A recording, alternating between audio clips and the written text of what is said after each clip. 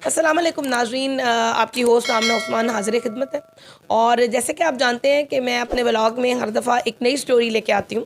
आज की मेरी स्टोरी है बशारत और महविश।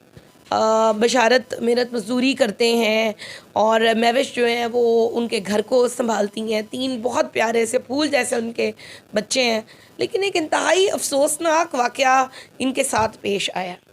और वाक़या कुछ इस तरह हुआ कि एक खातून जो हैं वो इनको रोज़ कहती हैं कि तुम मेरे घर में काम पे लग जाओ, तुम मेरे घर पे काम पे लग जाओ, तुम गरीब बंदी हो। इन्होंने कहा कि मैं अपने हस्बैंड से पूछ के बताऊँगी। उन्होंने बशारत को पूछा, बशारत ने मना कर दिया। उन्होंने कहा कि कोई ज़रूरत नहीं है, मैं कमा के लेके आ रहा हूँ, हमारे लिए यही बहुत है। और उसके बाद जो है वो इन्होंने इनकार कर दिया। वो खातून फिर भी पीछे पड़ी रहीं और फिर एक दिन इनके घर एक बंदा आता है और उसका नाम है इकराम। वो ये कहता है कि मैं उस खातून आसिया की का भतीजा हूँ और मुझे उन्होंने आपको बुलाने के लिए भेजा। इन्होंने मना किया लेकिन उसका इसरार जारी रहा। अपने बच्चों को ये अपने पड़ोसियों के पास छोड़ कर जाती हैं और वहाँ पर एक कोल्ड ड्रिंक के अंदर इनको कोई नशा आवर दवाई पिला दी जाती है, जिसके बाद ये बेहोश हो जाती हैं। और आप सोच सकते हैं कि फिर क्या हुआ होगा। 5 लोगों ने इस इतनी ये मासूम सी खातून के साथ ज़्यादती की है। मेरे साथ इस वक्त मौजूद हैं महविश। महविश, कितने लोग थे? मैडम 5 लोग थे। 5 लोग। ये 5 लोगों ने आपके साथ ज़्यादती की है कि 4 लोगों ने? मैडम 4 लोगों ने मेरे साथ ज्यादती की है। 5वां मेरी तस्वीर मेरी वीडियो वगैरह बना रहा है मैडम। तो मुझे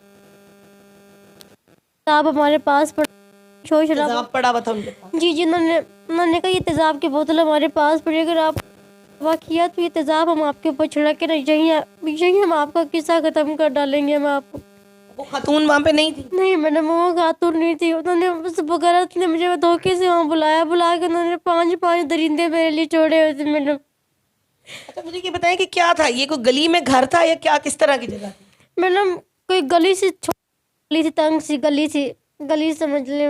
वो उन पर घर थे मैडम, ऊपर भी घर थे नीचे भी घर थे। ये इस चीज़ का इतना नहीं मुझे पता कि वो उनके किराएदार थे क्या नहीं थे मैडम। तो जब मंजिल कौन सी थी? मंजिल तीसरी मैडम। तीसरी मंजिल पे। जी मैडम। डर नहीं लगा आपको कि मतलब इतनी देर ऊपर मुझे ये लेके जा रहा है तो इसका इरादा क्या होगा? मैडम मुझे नहीं था पता, मुझे पता होता तो मैडम मैं उन्हीं पाँव से पीछे मुड़ जाती मैडम। मैं तो मैडम किसी के मैंने दिल में जाकर थोड़ी देखा। नाम आपने सुने होंगे, वो आपस में एक दूसरे को पुकार रहे होंगे। क्या, किन नामों से पुकारा उन्होंने? मैडम ऐसे करके सलीम, बिलाल, मुजम्मल, दिशान, इकराम, ऐसे करके नाम लेके मैडम इकराम तो आपको लेके गया था? जी मैडम, इकराम मेरे को लेके गए। मुझे लेके गए जो एक दो दूसरे थे, क्या नाम है, सलीम, मुजम्मल, बिलाल। और तस्वीरें कौन बना रहा था? मैडम दिशान बना रहा था तस्वीरें मेरी। जी इन लोगों की तस्वीर है आपके पास? मैडम तस्वीरें नहीं है हमारे पास मैडम। इनकी शक्लें मैंने नोट कर ली मैंने अपने दिमाग में मैडम। जब मेरे कितनी देर रखा है इन लोगों ने आप? मैडम उन्होंने मुझे सही रात रखा है मैडम। उन्होंने मुझे सही रात जो मुझे मारते रहे उन्होंने दरिंदों ने इस कदर मेरा बुरा असर कर दिया ना कि ना मुझसे चला जाता है ना मुझसे फिरा जाता है।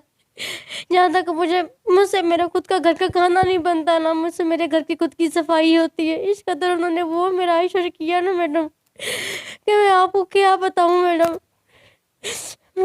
उन्होंने मैडम वॉशरूम में बहने में बहुत ज़्यादा तकलीफ होती है। तो मुझे ये बताएं कि ये इसके बाद इन्होंने क्या किया है? आपको घर छोड़ के आए हैं या घर के बाहर फेंक दिए? मैडम उन्होंने मुझे ट्रेन की पटरी पे बिना कपड़े पे वो मुझे फेंक कर मुझे आ गए। उन्होंने तो मुझे मारने के लिए बहुत ज़्यादा प्लान। मतलब था कि मर जाएगी पटरी पे? मैडम किसी ट्रेन नहीं मैडम, उन्होंने कहा आती ट्रेन नहीं। मुझे तो शुक्र है मैडम, अल्लाह ताला ने मुझे बचा लिया। अल्लाह ताला ने मुझे इन बच्चों के सदके दोबारा दूसरी जिंदगी। कपड़े थे आपके? नहीं मैडम, मेरे कपड़े नहीं थे मैडम। मेरे जिस्म पे एक भी कपड़ा नहीं था, बस एक चादर थी? पतली सी, एक चादर थी पतली सी मैडम। उससे मैं इस तरह घर पहुंची हैं? घर मैडम मैंने अपने वो एक पास में से एक अंकल गुजर के जा रहा था मैडम, उससे मैंने उस दौरान मैंने अपना सारा जिस्म वगैरह कवर करके मैंने उस अंकल को मैंने हेल्प के लिए बुलाया। तो उन्होंने मुझे कहा बेटा आप कौन हो, कहाँ से आई हो, मुझे असर किसने किया। मैं कहा अंकल, मैं रोने लगी। मैं कहा अंकल मैं आपको क्या बताऊँ कि ये मेरा असर मेरा किसने किया, कौन थे वो लोग। मैं रोने लगा, कहता बेटा आप अपने हस्बैंड का नंबर बताएं, हम आपको ना आपके हस्बैंड को फ़ोन करते हैं। उन्होंने मेरे हस्बैंड को फ़ोन किया, उन्होंने कहा महविश नाम की खातून जो है ना ट्रेन की उनके जिस्म पे कपड़े नहीं, छोटी सी चादर है, उन्होंने उसमें अपना जिस्म वगैरह उन्होंने कवर किया हुआ। मेरा 5 मिनट बाद मेरे हस्बैंड आते हैं। जब मेरे हस्बैंड आते हैं, मेरे हस्बैंड देख के मैडम मुझे रोने लग जाते, मुझे गले लगाते, मुझे रोने लग जाते, कहते किसने किया ये शराब का। मैं कि वो आसिया नाम की आंटी थी वगैरह, तो उन्होंने मुझे धोखे से मुझे बुलाया। नाज़रीन आप ये देख रहे हैं कि किस कदर ज़ालिमाना सलूक है कि पहले उनके साथ ज़्यादती की है, फिर उसके बाद इनको तशद्दुद का निशाना बनाया है, नोचते खसूटते रहे हैं। ख़ातून का ये भी कहना है कि ना वो अब चल फिर सकती हैं और वो बीमार भी रहती हैं और ना वो अपने घर का खाना बना सकती हैं।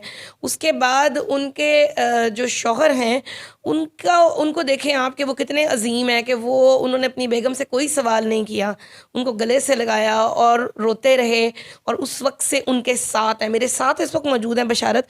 बशारत मुझे ये बताएं कि पुलिस का रवैया कैसा है? क्या आप लोगों ने उन लोगों की निशानदेही की? कोई पकड़ा गया है अभी तक? अस्सलाम वालेकुम मैडम। निशानदेही पहले दिन एक मुलजिम पकड़ा था इकराम नाम का, जायब कुआ से। उसको थाने लेके आए वो पकड़ा गया है? जी, उसको पकड़ा था लेकिन उस थाने लेकर आए हैं। उसके बाद उसके पीछे आ गए हैं। ये जवेद इकबाल भट्टी है नून लीग का, अच्छा। तो ये उनके पीछे आए हैं कि ये हमारा बंदा है। 20,000 रुपये दे के मेरे सामने थाना कोट लखपत के जो SHO साहब हैं, उन्होंने 20,000 रुपया ले के मेरी आंखों के सामने हमारे मुलजिम को छोड़ दिया। अच्छा। 2 घंटे बाद मुलजिम को छोड़ दिया।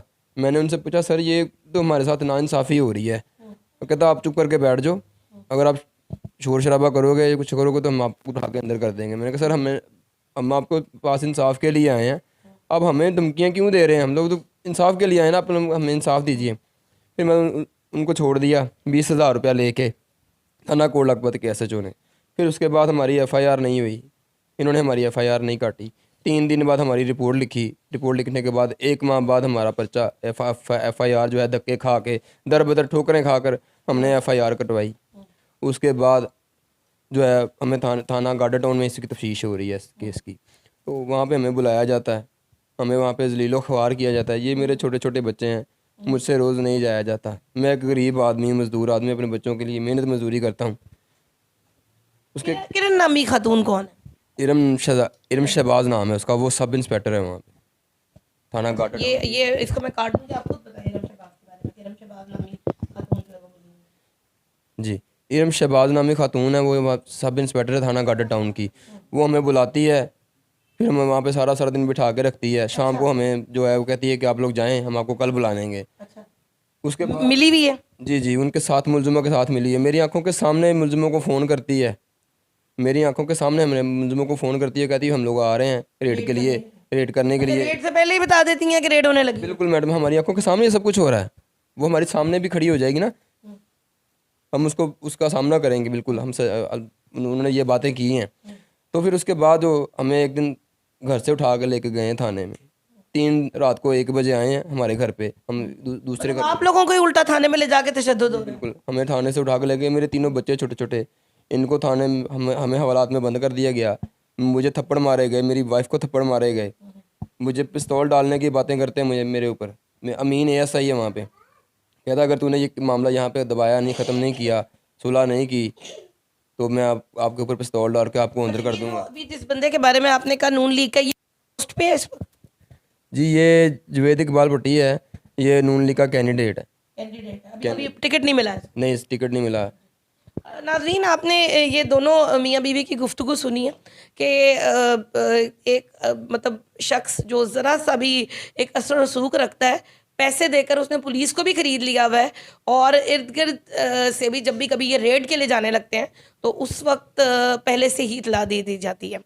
एक ही बात जहन में आती है इन 5 नौजवानों को देखकर जिन्होंने इस बच्ची के साथ ज़्यादती की है, और बाकी लोगों का रवैया देखकर भी कि वालिदैन को अपने बच्चों की तरबियत बहुत अच्छे तरीके से करनी चाहिए और उनको ये बताना चाहिए कि जो एक औरत होती है वो भी एक इंसान होती है। आप उसके साथ जानवरों वाला सलूक नहीं कर सकते, और अगर उसके साथ कोई जानवरों वाला सलूक कर दे तो उसके बाद अपने ईमान को बेच नहीं देना चाहिए। अगर अरबाब इख्तियार में से कोई भी हमारी इस वीडियो को देख रहे हैं तो खुदारा इनकी मदद करें और इस केस को दोबारा से ऊपर उठाने में इनका साथ दें। अगले प्रोग्राम तक के लिए, अगले व्लॉग तक के लिए अपनी होस्ट आमना उस्मान को दीजिए इजाज़त। अल्लाह हाफ़िज़।